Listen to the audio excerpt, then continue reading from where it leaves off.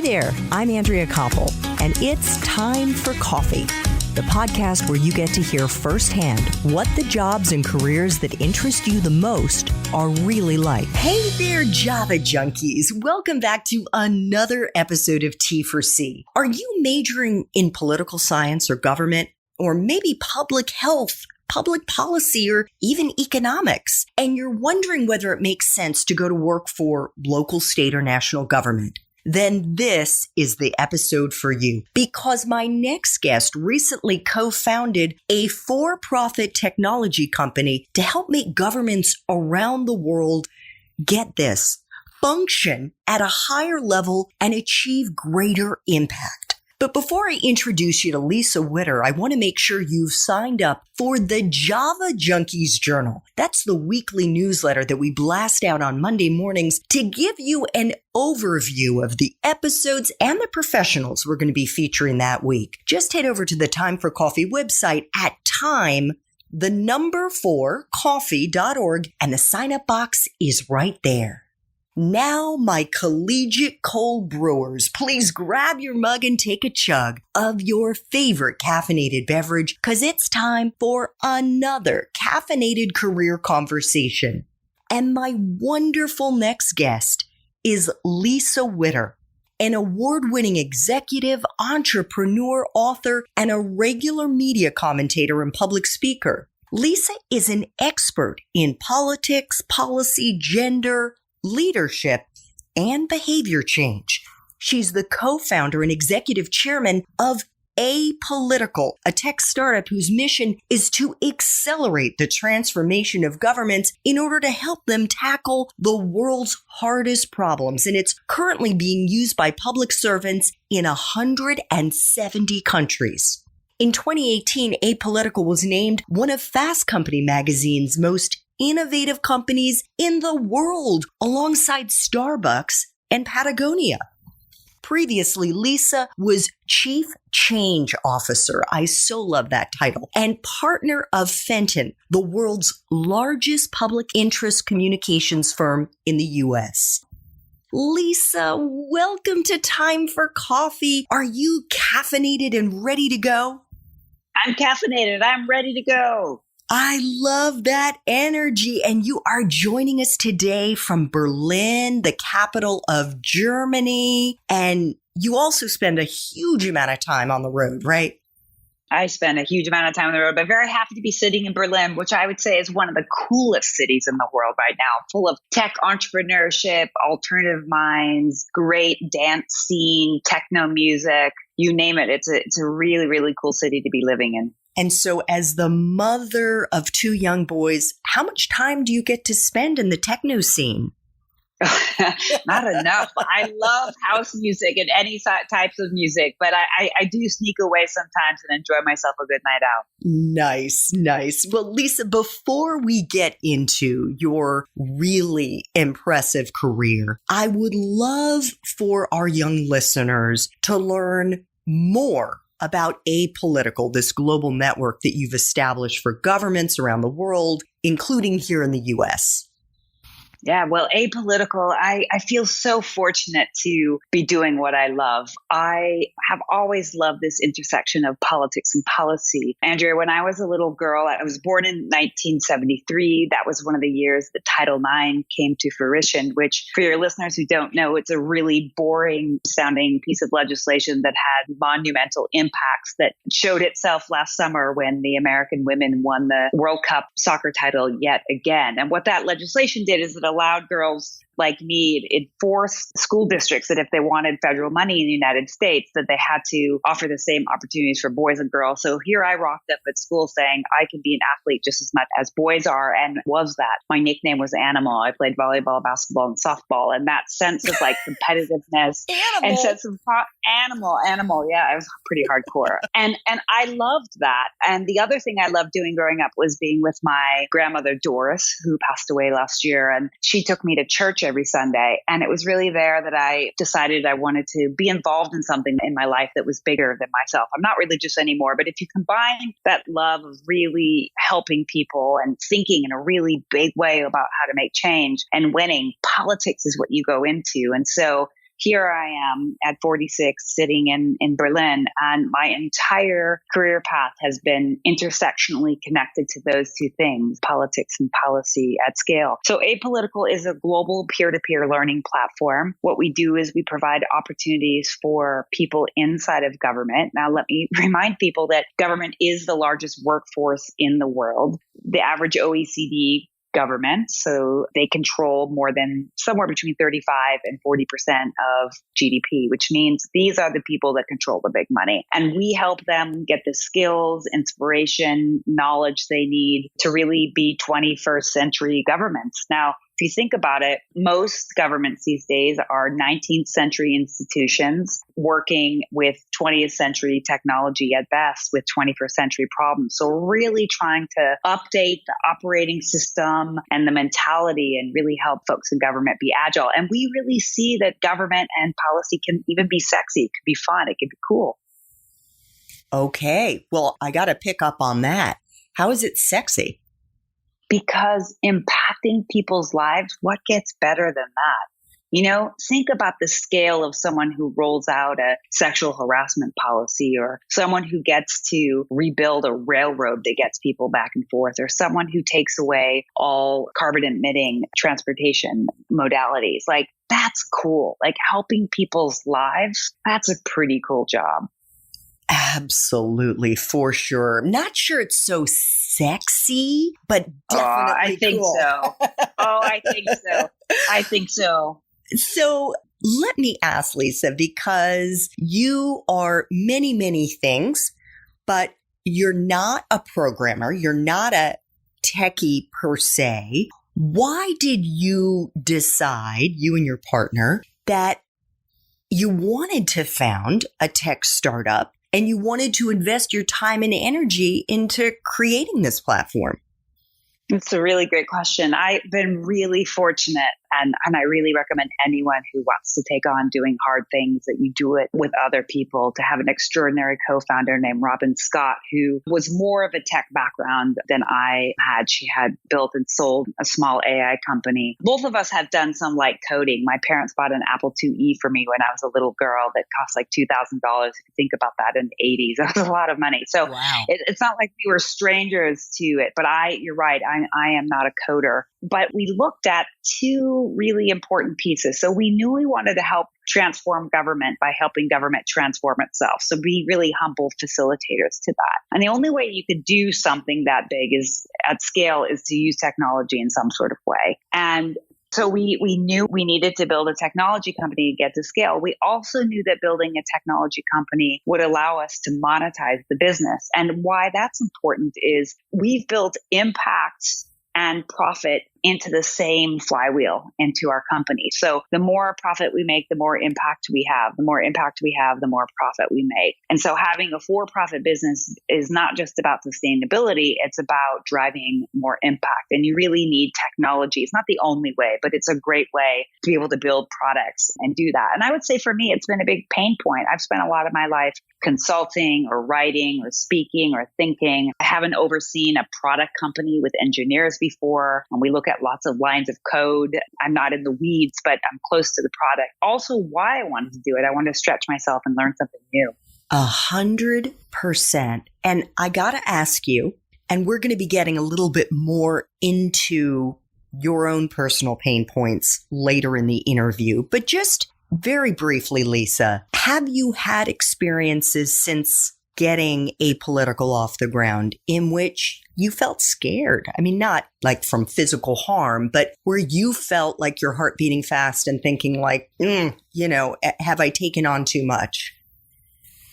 Yeah, sure. I mean, I don't think you've pushed yourself hard enough unless you've gotten yourself into that situation. I can think of two instances. One, the first time I was in sort of a heavy product meeting, and I had come from being the top of my game where I sat in every meeting feeling like the smartest person in the world when I was living in New York and running Fenton. And I was like, I felt so good. And it was actually at that time that I was like, oh, this is bad. Like when you feel this confident, you're probably doing something wrong. You need to push yourself, which is one of the big reasons why we moved to Berlin is we wanted to stretch ourselves more, my husband and myself, who was a tech entrepreneur as well. And then always when you're fundraising, you have runways of, 6 months, 3 months, a year. And when those runways get closer than you'd like them to get to, you get a little knot in your gut. And what I've learned studying science and behavioral science is that anxiety, you can either see it as a bad thing or you could see it as fuel to sort of drive your performance. And so I try to really mentally take that fear and turn it into a little jetpack to what we need to do. But I really think that it's just the normal doing hard things will be painful. And I try to teach that to my kids is I don't get up every day trying to be happy. I get up every day trying to have some happiness, but also have some satisfaction. And that means being scared sometimes. I so love that philosophy. And without intentionally doing that, I have found myself following a very similar mindset, Lisa. And I can tell you that the downside has been that now that I'm on my 4th career, I have felt like, suffering from feeling like a fraud, feeling like, what the hell am I doing in this room? Because there's been so much for me to learn in different industries that while I'm smart, I'm definitely not the smartest person in the room. And I've been drinking from a fire hose. So the downside is you really have to have grit to get through those experiences. But the upside is, holy shit. It takes your learning to a whole new level.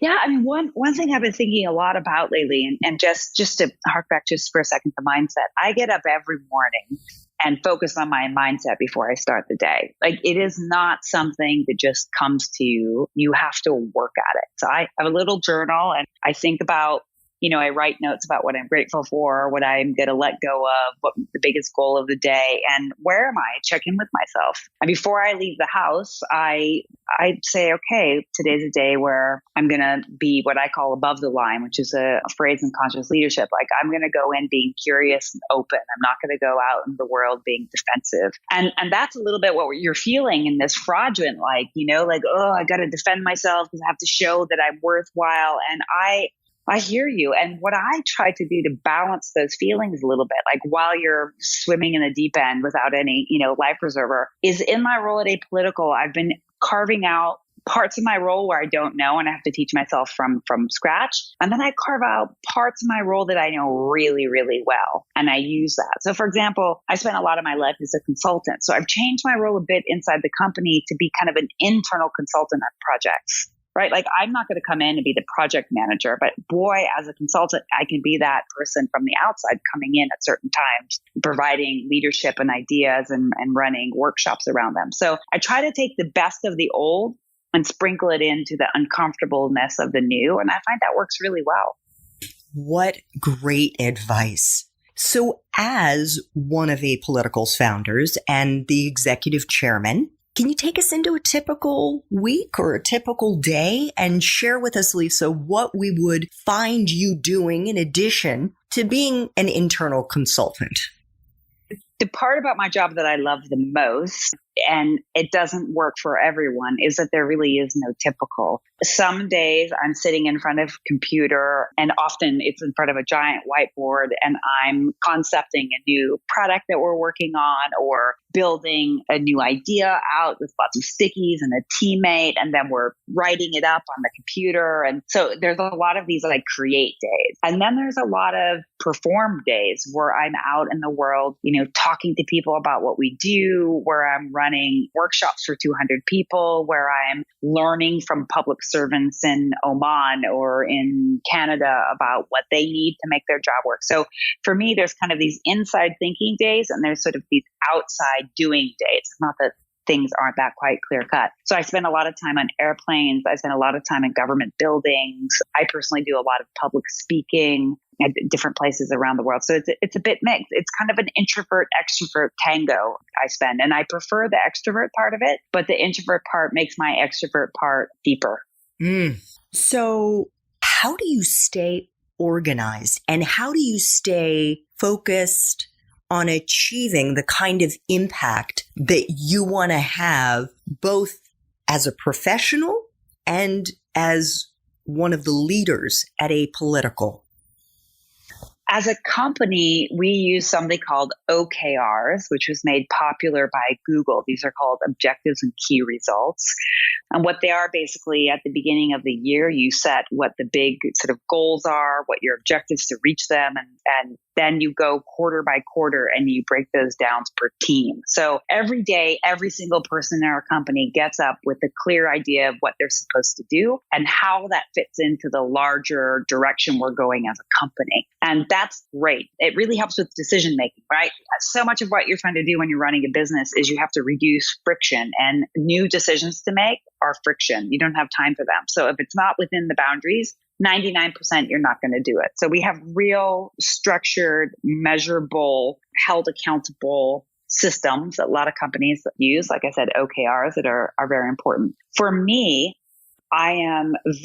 you'll never see me without a notepad and a list. One of the pieces of advice I got in my career is the best thing you can do every day is in the morning, write down what you need to do. And at the end, check yourself out about what you did and what you need to do the next day. And I spent a lot of time checking myself in and checking myself out. I've tried a million computer programs. None of that works for me. It's that handwritten, checking myself in, checking myself out. And what I like about checking myself out is at the end of the day, when I've done everything I can, plus one other thing I do that's really important is I do real-time scheduling. So if you were to look at my calendar for the week, it's completely full.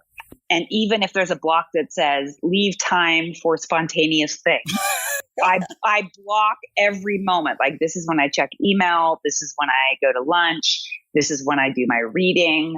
This is when I'm going to write this proposal. This is when I'm going to have this call. And that way I can be very accountable to myself and be realistic about what I can get into my day and what I can't. So with real-time scheduling and checking myself, checking in, I stay really, really on top of things. Wow. You are super, super disciplined. Yeah. I think that's from being an athlete. You don't achieve great things unless you're disciplined. And I get a lot of pleasure out of being disciplined because discipline allows for freedom, right? So at night, when I check myself out, it says in my calendar, 6 p.m., check myself out, and I go home to my kids. I'm not spinning, right? It's all written down. I've done it. And I can just really be present. And that's what happens if you don't do this. You work all the time and you actually don't get to live your life. And it's in those moments of living your life that the ahas happen. And by the way, Andrea, that's your life too. So I don't know how you do this unless you are massively disciplined. And I think, Lisa, this also goes to something that you raised in our Espresso Shots episode, and check out show notes to see if that episode has already dropped. But you discussed the importance of staying focused and the importance of harnessing energy, and how you encourage your team members at Apolitical to take care of their mind and their bodies.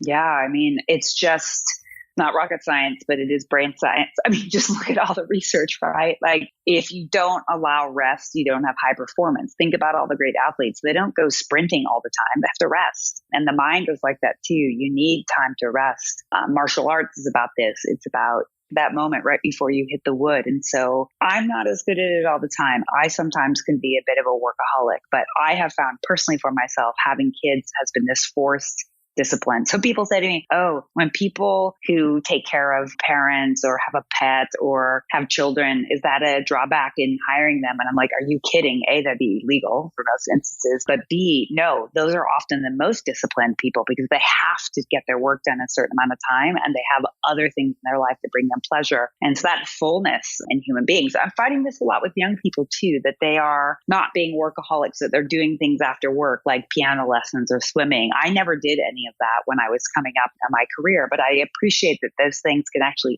add to your performance. Definitely. So Lisa, in your bio, you describe yourself as an autodidact. And for those like me who may have forgotten what that means, yes, I did have to look it up. It means being self-taught. Why is learning on your own so important to you? And lessons for our young listeners, some of whom may have already graduated and think that school and learning is behind them for the rest of their lives, are important for them to pursue? Well, a little bit of it is my personal story, and a little bit is just a fact about the state of the world right now. But my personal story is I grew up in Everett, Washington. I'm the first in my family to go to college. There weren't a lot of books in my house. It just wasn't an interest to my mom and dad. They're amazing human beings. We spent time outdoors, and I was the most loved. But knowledge and reading wasn't a big part of our childhood. I remember we had a set of encyclopedias, and I would just read them over and over again because I was so precocious and curious about the way the world was. And I went off to college, and like I said, I was the first to go, and I would come back and my parents were like, "Oh, why are you going to college? You could be getting a good job here." And I decided to go right from college. I was going to go to law school. My mom's like, "I don't think law school's for you." And I ended up taking a different path, which we could talk about later if it makes sense. But I didn't go off and get a graduate degree. And I've really decided to take a path that I was going to learn by doing. And when I couldn't learn by doing, I was going to learn by learning. And for the last 25 years, I've probably read 50 books a year. I love it.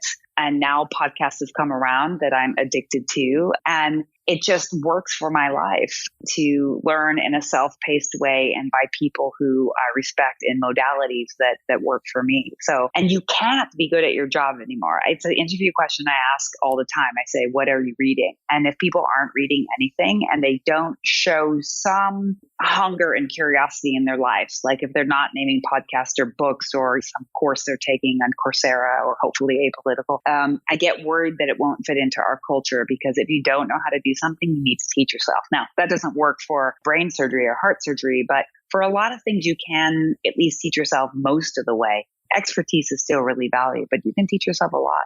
So when you were in school and you graduated from UC Santa Cruz in California, what did you study? What was your major? And did you know what you were going to do with that degree when you graduated? I had no idea what I was going to do. I studied politics, not political science. I chose that school because we had a very open, very multidisciplinary syllabus. So just where you took your courses from. Angela Davis taught history of consciousness. There was a strong psychology program, a strong environmental program, gender studies program. It was very contemporary in how I saw the world. I had no idea what I was going to do, and I've never worried about what I was going to do with my career. I just kept doing things that I loved. I just kept doing things that I loved, and I've made money along the way doing that. Someone's always paid me, and it's so nice because I remember even my first job, I couldn't believe that I got paid to do it. I was like, wow, I love it. It's fun. I'm making a difference, and people pay me. This is so cool. So I've been very, very lucky that way. What was that first job, and how did you get it? I've always worked. Always. Everything from basketball referee to, serving tacos at our local Mexican restaurant. I've always wanted to work and had to work, and I like being busy. It's funny, the older I am, the less busy I like, but I definitely like being busy. The first really meaningful job I had was I got very lucky and I got chosen to work at a leadership training institute in Washington State in the city of Seattle, which is where I'm from. And I got to get paid to grow my leadership skills and meet the most extraordinary people who were building Microsoft and Boeing and Amazon, all these companies. And we're all doing it with a very social lens. I sat next to Bill Gates' father, learning about servant leadership and community service and financial planning. And I got very lucky, and I was tapped from that job to go into my first government job, which was a special assistant to a city council member. So I just got and I didn't go into that leadership job to be tapped to go into this next job. Like, just doors kept opening up because I was open to it and very present, and I was excellent, hopefully, at what I did. And I kept being tapped for jobs. I've been really lucky in that path and worked hard, frankly. Absolutely. No doubt. You do not achieve what you've achieved without working hard and being excellent at what you do. One of those places that you worked, where you spent almost 13 years in different roles, was Fenton Communications.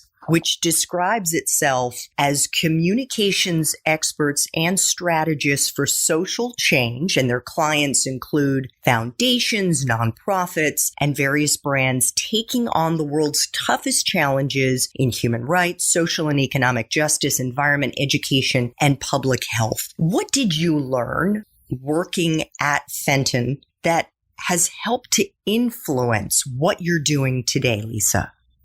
I want to emphasize that you and I have both been using hard work a lot. And I just definitely want to say that on the wall backwards as you enter my house, there's a mirror that you can look at yourself as you put on your shoes and jacket, whatever. And backwards on the wall that reflects forward in my mirror, it says, be kind, work hard, and have fun. That's the mantra of my family. It's the mantra of my life. And every single day I've had fun what I'm doing. So it's that blending of that kindness and hard work and fun that's been the fuel, and is the fuel to the work I'm doing. So there's a lot of fun. I'm known to dance on tables and be the last person to close the bar, and also be the first person to open the door for someone in the morning with some fresh croissants and coffee. So I just really believe in that, just being present and loving and kind as much as you can as we do this hard work. My path to FET was pretty interesting, Andrea, because again, remember I graduated from college, didn't know what I was going to do. One thing led to another. And it became very clear to me as I was running political campaigns, I was in government, that it's not the best ideas that win or the best people that win. It's the best sold people and ideas. And I was like, that's crazy.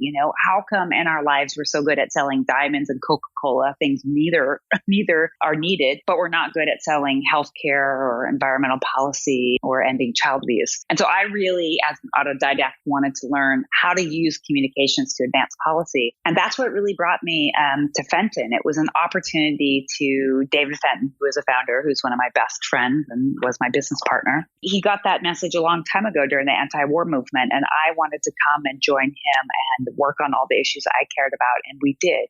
And for 13 years, plus my heart is still definitely with them. I got to work on Al Gore's PowerPoint that then became The Inconvenient Truth. I got to work with two African women who will Nobel Peace Prize winners on ending violence, conflict, environmental movements, you name it. We got to work on some of the most important issues of our time. And I learned a lot about, and I self-taught myself while I was there, just a lot about how to use the media, a lot on cognitive science and linguistics. At Fenton, I worked very closely with one of my now mentors, a guy named George Lakoff, who's a professor at UC Berkeley, on the role of language in framing. And I applied every single thing I learned to Apolitical. And I decided I wanted to move on from that work because I could feel I was sitting at a dinner party with a guy named Bill Moyers, and many of your listeners may not know him, but I'm sure you do, Andrea. He's kind of one of the godfathers of media, public media in America. And he said, Lisa, once the American citizens have swallowed this pill of cynicism, you can never come back. And I started getting worried that people kept saying government's broken, politicians suck, public servants are lazy. And I was like, whoa, I know great politicians, I know great public servants, and politics only sucks if we let it suck. We are the people. Government is us. We are politics. And I had this vision that I wanted to talk about what is working. I wanted to change the norm that everything is horrible. And this is why I like Steven Pinker's work so much, and why I think he likes our work so much, and why he's an advisor, is there's so much working.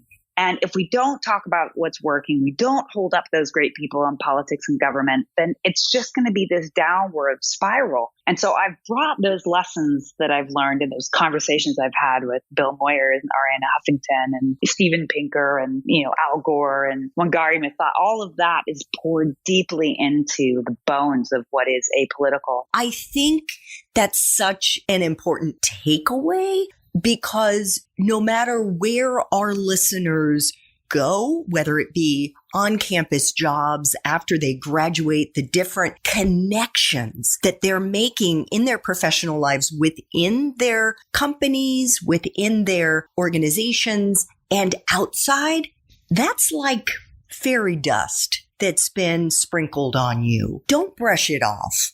It's gonna help you as you progress in your career. Sure, you're burnishing hard skills and soft skills, but they're also these intangibles that you take away from all different experiences that you have over the course of your career. And I think, Lisa, that was just a classic example of how it has kind of leveled you up to the point where It's the sum of all the parts that is making Apolitical what it is today.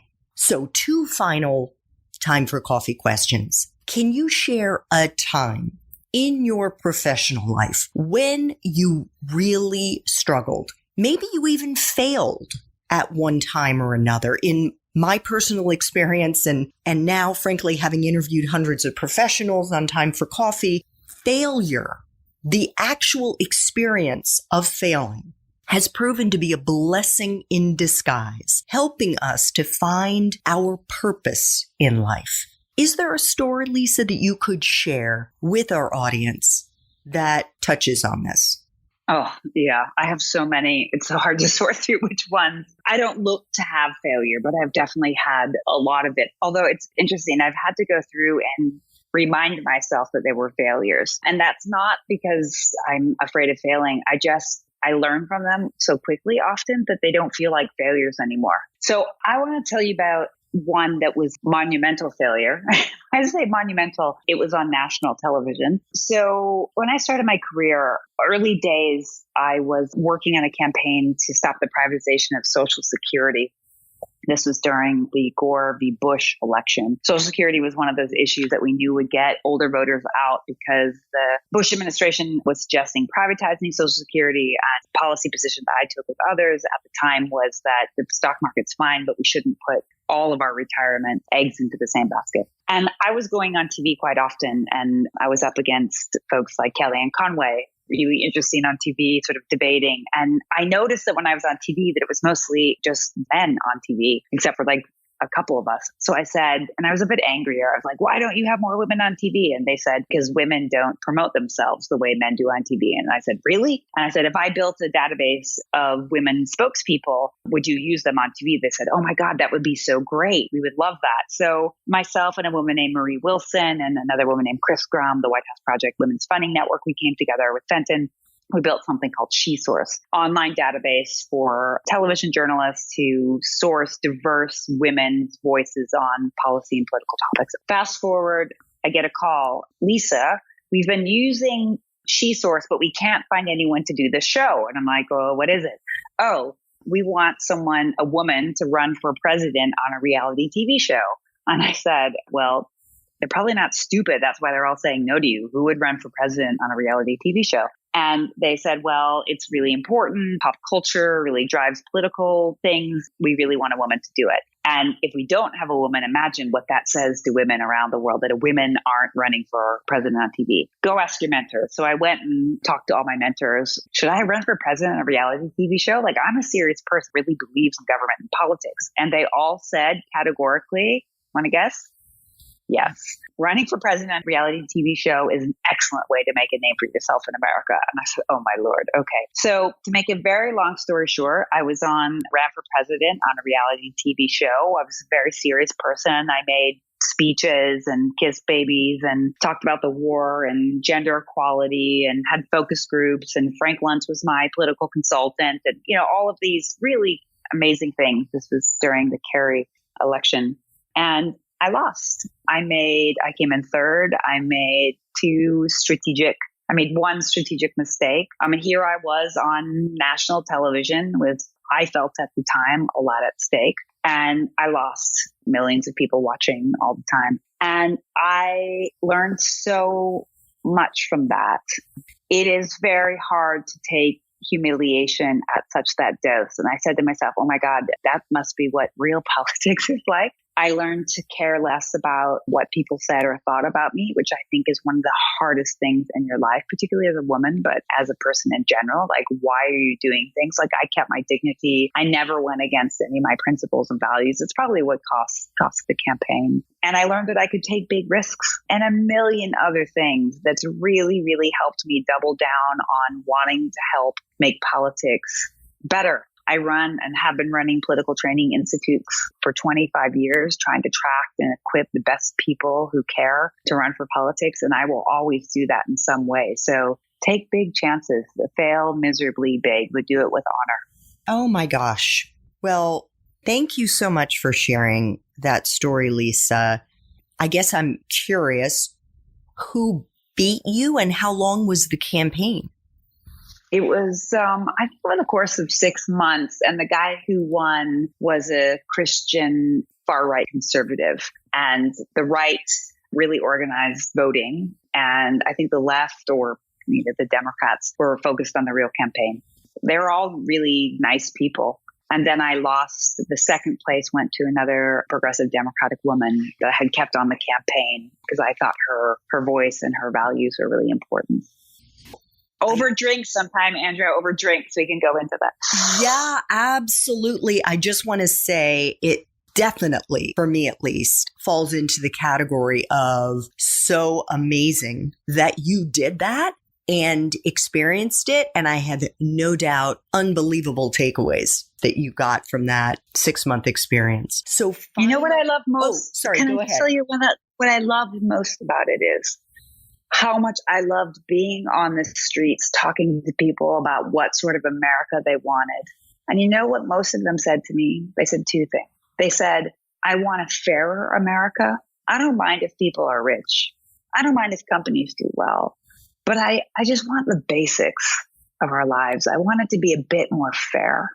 I think that companies shouldn't have offshore tax shelters if I have to pay my taxes. And they said, I just want people to come and listen, really listen to me. Thank you for listening to me, Lisa. I'd have to remind them that I wasn't really running for president. But there's such a hunger all around the world, I see it, for people wanting authentic connection to power. And it's with humility that our politicians have to get out on the street and really learn how to listen, deeply learn how to listen. And it's quite interesting that Apolitical, one of the topics that public servants want to learn the most, the skill they want to learn most is communications, which means both listening and communicating back and forth. And the second is citizen engagement. In today's day, with all this internet and technology, it's a tool, but what you have to do with policymaking is put people at the center. And it's just such a personal experience about why that's important. That's translated into the bones of our company, that people-centered approach. Well, I have a hunch that you've just inspired a whole bunch of folks to get into politics. So I good hope on you. so. Good on you. I hope so. It's an amazing thing. Final time for coffee question.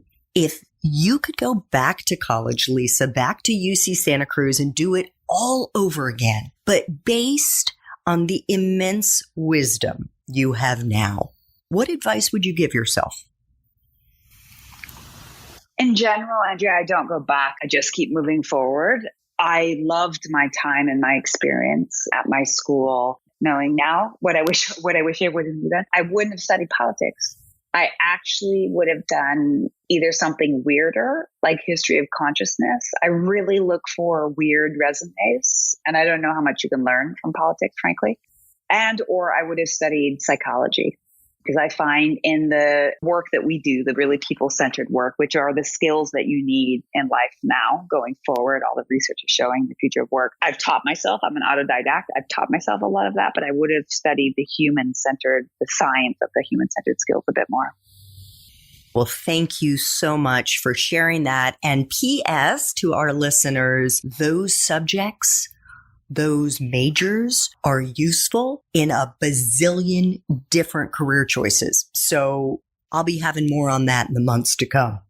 Please take 30 seconds, my friends, to sign up for Apolitical's weekly briefing. It's at www.apolitical.co.co. It is a free weekly briefing featuring the most interesting, important, and funny summaries of public service innovation stories from around the world. Lisa, you are such an extraordinary woman. I want to thank you so much for making time for coffee today with me and the Time for Coffee community. And I can't wait for your next self-help book, because I kind of feel like the world needs that too. Thanks. And Andrea, could I ask for all the listeners, if they have someone who works in government and politics in their life, to forward on that weekly briefing? We are going to make the world a better place by supporting the great people inside of government. And my real hats off to those people who have chosen politics and public service as a way to do it. We're always looking for great talent. My inbox is open and looking forward to connections and ideas. And what email address should they send that to if they want to reach out to you, Lisa? Yeah, please reach out to me. I'm at lisa.witter@apolitical.co, or I'm at Lisa M. Witter on Twitter. Super active on Twitter. You can follow some of the awesome things we're doing at Apolitical, boot camps we have, talks. I come to the U.S. quite regularly. So I'd love to stay in touch with your audience. It'd be great. Thanks so much for listening to Time for Coffee, where the professionals in the jobs that most interest you always have time to grab coffee 24/7, no matter where you live. I have one quick favor to ask you. Remember to rate, review, and subscribe to Time for Coffee. Thanks so much.